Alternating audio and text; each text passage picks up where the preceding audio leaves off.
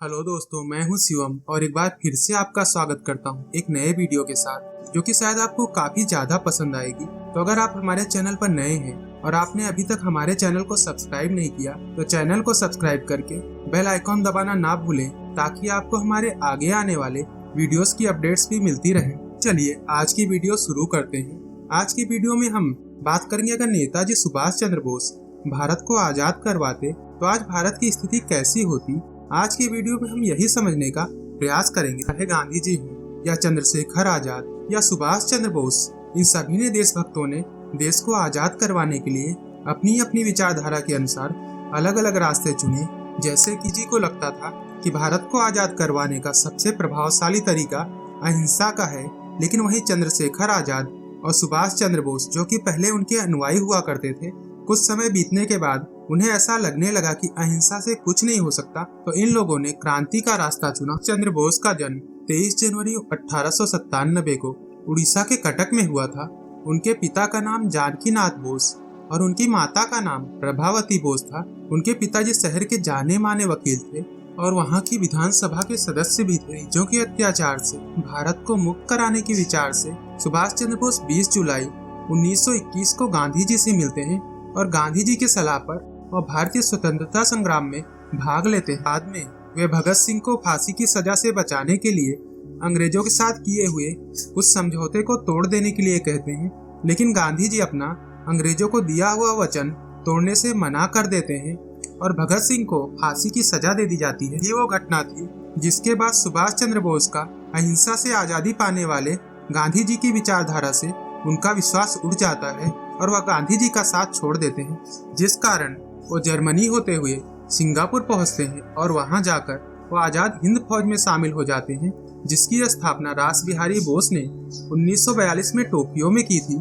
जिसका मुख्य उद्देश्य अंग्रेजों के खिलाफ जंग लड़ना था। और 4 जुलाई 1943 को सुभाष चंद्र बोस को आजाद हिंद फौज का कमांडर इन चीफ बना दिया जाता है और लगभग 85,000 सैनिकों के साथ उन्होंने 21 अक्टूबर 1943 में जर्मनी और जापान के समर्थन से आजाद हिंद फौज की अस्थायी सरकार की स्थापना कर दी। और इस सरकार को जर्मनी, जापान, फिलीपींस, कोरिया, चीन, इटली, मांचुको और आयरलैंड जैसे देशों ने इस सरकार को पूर्ण सरकार की मान्यता दे दी। और इसके बाद आजाद हिंद फौज ने 19 मार्च 1944 में कर्नल शौकत अली की मदद से मणिपुर के माइरंग में पहली बार आजाद हिंद फौज का झंडा फहराया था। 21 मार्च 1944 में चलो दिल्ली के नारे के साथ पहली बार भारत की धरती पर उनके आंदोलन की शुरुआत हुई। आजाद हिंद फौज ने जापान की मदद से अंडमान और निकोबार द्वीप समूह को आजाद कराया, जो कि भारत का सबसे पहला स्वतंत्र कराया गया भूभाग था। नेताजी ने राष्ट्रीय आजाद बैंक की स्थापना की और उन्होंने अपनी खुद की मुद्रा भी जारी की। एक ऐसी अस्थायी सरकार थी जिसका अपना खुद का बैंक था, अपनी खुद की मुद्रा थी, अपना खुद का डाक टिकट और गुप्त संचार तंत्र भी था। उनके पास वो सभी सुविधाएं थी जो कि किसी पूर्ण सरकार के पास होती है। साथ ही आजाद हिंद फौज के पास खुद का फॉरवर्ड नाम का समाचार पत्र और आजाद हिंद नाम का खुद का रेडियो स्टेशन भी था। आजाद हिंद फौज में न सिर्फ आदमियों को बल्कि औरतों को भी बराबर का दर्जा दिया जाता था, जिसमें कि रानी झांसी रेजिमेंट नाम की महिला रेजिमेंट भी थी और इस महिला रेजिमेंट की कमान कैप्टन लक्ष्मी स्वामी नारायण के हाथ में थी।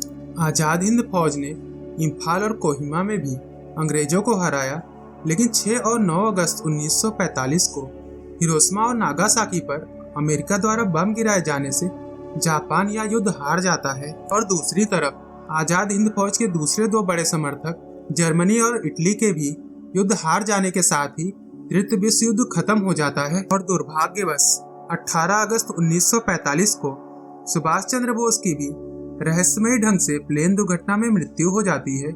और उनकी मृत्यु हुई भी या नहीं, यह भी आज तक एक रहस्य बना हुआ है। इन उनके मृत्यु की सूचना मिलने के बाद आजाद हिंद फौज का मनोबल टूट जाता है और उनके ज्यादातर सिपाही आत्मसमर्पण कर देते हैं और इस तरह से आजाद हिंद फौज का भारत को आजाद कराने का सपना अधूरा रह जाता है। आइए अब समझते हैं कि अगर आजाद हिंद फौज भारत को आजाद करवाती तो भारत की परिस्थितियां आज कैसी होती। सुभाष चंद्र बोस जर्मनी, इटली और जापान के सहयोग से युद्ध लड़ रहे थे और जर्मनी और इटली दोनों ही देशों में तानाशाह मुसोलिनी और हिटलर का शासन था, तो शायद उनके प्रभाव से भारत में भी तानाशाही व्यवस्था की स्थापना हो सकती थी।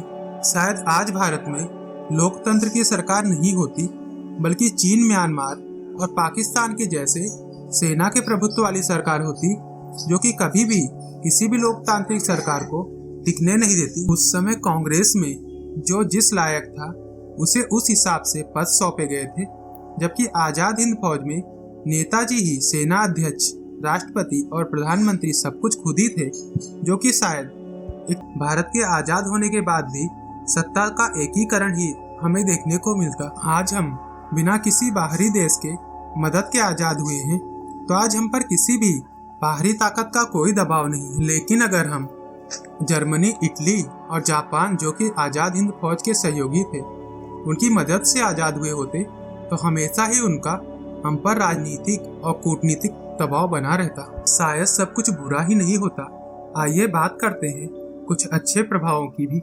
शायद आज हमारे देश में भी चीन की तरह साम्यवादी सरकार होती, और जिस कारण करप्शन का लेवल काफी कम होता। हमारे देश में एक अडिग सरकार होने से, देश में बार बार सरकार के बदलने से सरकार के प्रोजेक्ट्स और नीतियों में बदलाव होता है, जिस कारण देश को काफी आर्थिक नुकसान होता है। इसमें एक ताकतवर सरकार होने से वह नुकसान नहीं होता और हमारा देश एक मुखी विकास धारा की तरफ आगे बढ़ सकता। दोस्तों, आज की वीडियो में बस इतना ही। अगर आपको हमारा वीडियो जरा सा भी पसंद आया हो तो वीडियो को लाइक, कमेंट और शेयर करना ना भूलें। जय हिंद, जय भारत।